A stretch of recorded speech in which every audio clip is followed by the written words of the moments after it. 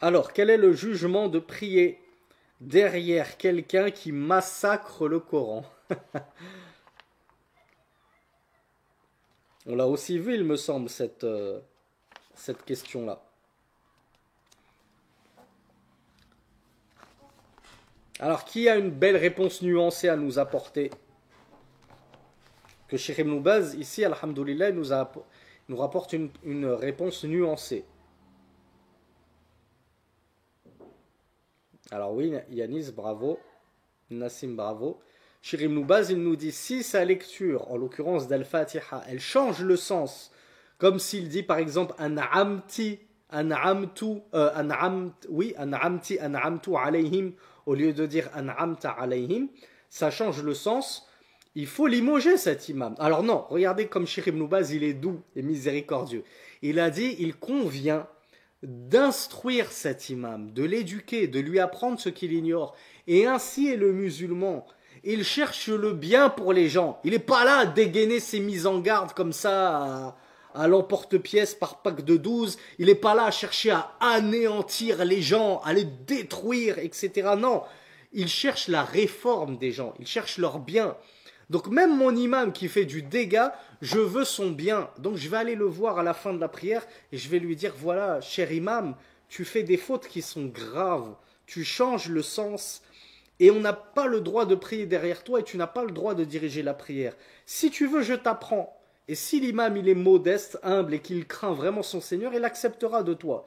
S'il n'accepte pas, eh bien il aura ajouté à son ignorance du takabur, de l'orgueil. Et là, le pauvre, on craint le pire pour lui.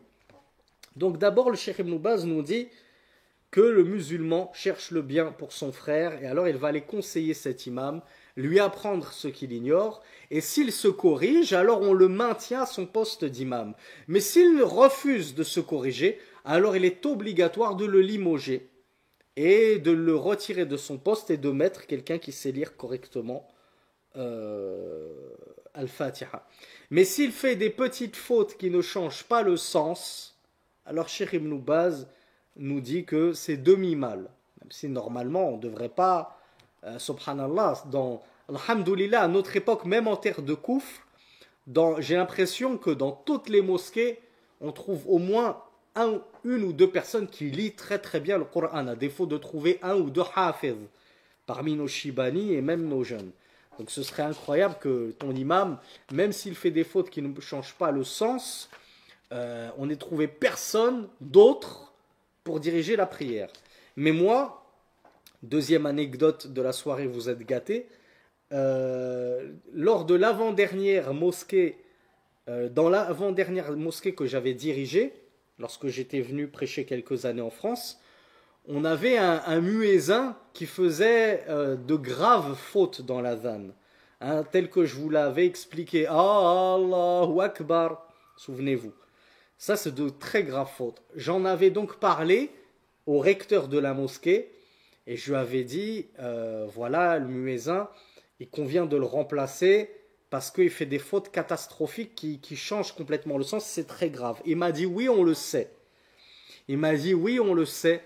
Le problème, c'est qu'on ne trouve personne d'autre que lui qui accepte de venir nous faire l'adhan 5 fois par jour. Du Fajr jusqu'au Aïcha, c'est le seul qui est toujours là, parce que c'est un retraité, donc c'est le seul qui est toujours là pour pouvoir tenir les rênes de l'adhan. Sinon, les autres, ils viennent une fois de temps en temps. Lui, il vient que pour le Fajr. Lui, il vient que pour l'Aïcha. Lui, il vient que pour cela. Ils ont tous leur occupation. Donc il a dit, comme malheureusement on ne trouve personne d'autre que lui, on ne peut pas le virer. Parce que si on le vire, on va se retrouver avec 3-4 muezzins différents. Donc voilà leur excuse pour avoir maintenu en place, malheureusement, un muezzin qui massacrait l'adhan. Wala hawla wala quwwata illa billah.